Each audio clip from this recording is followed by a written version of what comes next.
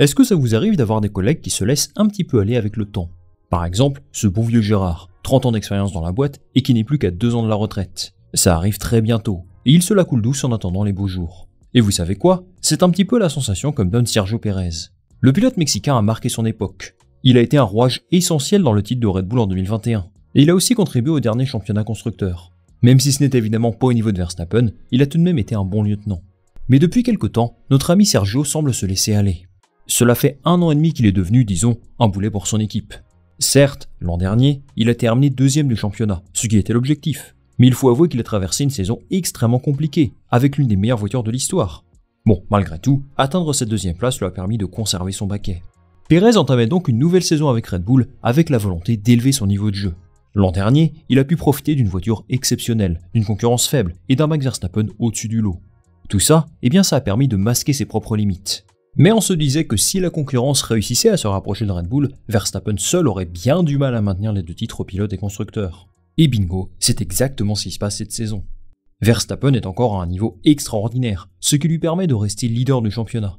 Il a 393 points avant le Grand Prix de Vegas, contre 151 pour Pérez. Depuis le retour de la pause estivale, Pérez n'inscrit que 20 points en 7 Grands Prix. Il n'est donc pas vraiment surprenant que son nom soit désormais associé à un départ. Rappelons quand même que contractuellement, Pérez est lié à Red Bull jusqu'en 2025, avec une option pour prolonger d'1 saison en fonction de ses performances. C'est en juin dernier qu'il a signé cette extension de contrat, contre toute attente. Depuis, on ne peut pas dire qu'il ait vraiment répondu à cette marque de confiance. Un changement semble donc évident pour la saison prochaine, et plusieurs noms sont sortis pour accompagner Verstappen, comme Liam Lawson, Yuki Tsunoda ou même Franco Colapinto. Pourtant, une information qui ne va pas dans ce sens-là a été publiée dans le média espagnol Marca, dans son édition mexicaine précisément.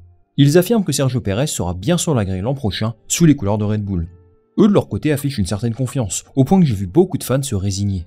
Cela m'a donné envie de faire cette vidéo, car même si les informations de Marca semblent solides au premier abord, rien ne doit être pris pour acquis. Premièrement, que nous dit cet article? Il rapporte d'abord les rumeurs persistantes autour de son départ de Red Bull et la pression pesant sur ses performances chaque week-end. Mais malgré ça, ils estiment qu'il devrait bel et bien rester dans l'écurie en 2025, et donc respecter son contrat.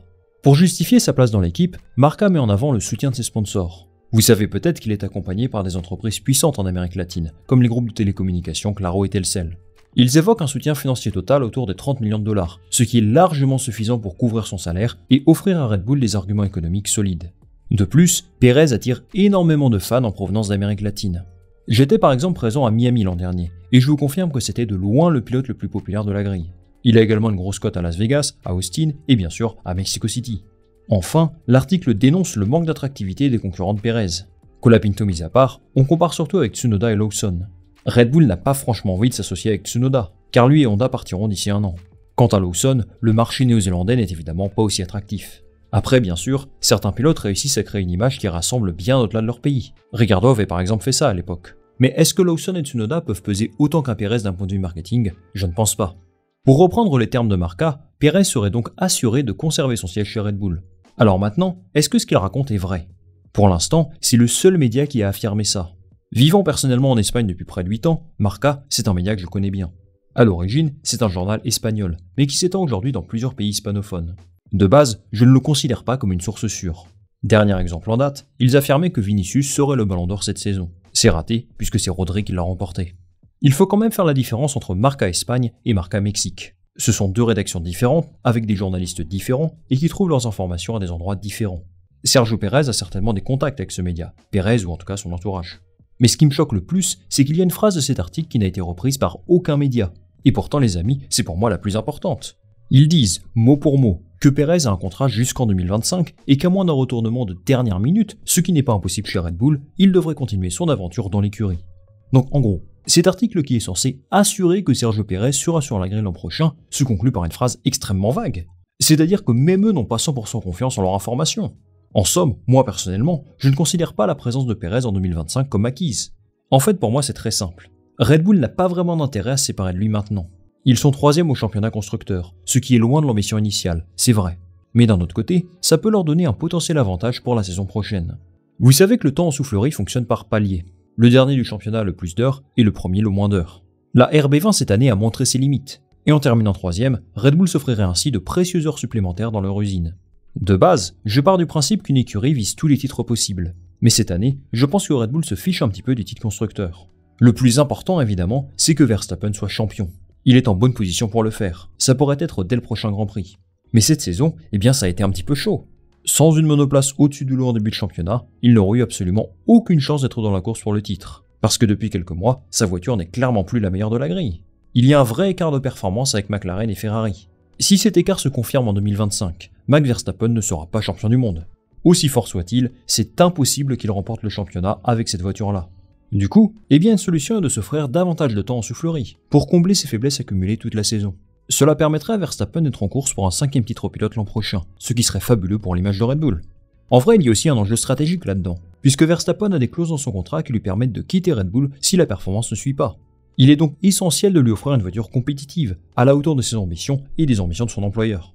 Sergio Pérez aurait eu un impact conséquent dans la perte de titre au constructeur, qui n'est pas encore acté, mais qui se rapproche de week-end en week-end. Sportivement parlant, il est clair qu'il devrait être remplacé. Mais se séparer de lui maintenant créerait des remous dans l'écosystème Red Bull, et ça générerait également sans doute des pertes financières. Maintenant, qu'en est-il de 2025 ? La réponse est simple, personne ne le sait pour le moment. Il reste 3 grands prix, et en fonction de comment cela se déroule, ils prendront une décision en fonction. Un argument solide pour Pérez, c'est bien sûr encore une fois son apport économique. Marca avance d'ailleurs que les contrats de sponsoring, de merchandising, sont déjà actés pour la saison prochaine. C'est d'ailleurs la raison pour laquelle il croit dur comme fer que Pérez sera sur la grille l'an prochain. À titre personnel, je ne serais pas aussi catégorique à ce sujet. Red Bull est un groupe puissant, avec des ressources financières importantes, et je pense qu'il n'aurait aucun problème à casser des contrats s'il juge que c'est dans l'intérêt du groupe. Au-delà de Red Bull, c'est vrai que Pérez est intéressant pour la Formule 1, financièrement parlant. Preuve en est, certains sponsors de Pérez sont également les sponsors de la Formule 1. Je pense à KitKat ou alors Disney+, qui va d'ailleurs réaliser un documentaire à son sujet. La Formule 1 a toujours été un sport où les intérêts économiques peuvent parfois primer sur tout le reste. Pérez en est l'exemple parfait. Pendant la pause estivale, il était très proche de perdre son siège, mais ses sponsors l'ont clairement sauvé. C'est un aspect qui constitue l'essence même de la Formule 1, et on a besoin d'avoir ce genre de choses pour que le sport vive. Mais d'un autre côté, c'est désolant que le sportif passe trop souvent au second plan. Pérez lui-même sait qu'il n'a pas été à la hauteur, et rien ne laisse suggérer une quelconque amélioration. Lui de son côté critique ouvertement les médias européens, qui selon lui lancent des rumeurs infondées sur sa possible éviction. Mais s'il était au niveau, ces rumeurs n'existeraient pas. S'il semble optimiste quant à son avenir, eh bien je ne serais pas aussi confiant que lui. C'est tout à fait possible qu'il soit toujours chez Red Bull l'an prochain, très honnêtement je le lui souhaite. Mais quand je vois ce qu'il était capable de produire il y a quelques années, et son niveau aujourd'hui, eh bien je me dis qu'il y a du boulot pour qu'il retrouve la meilleure version de lui-même.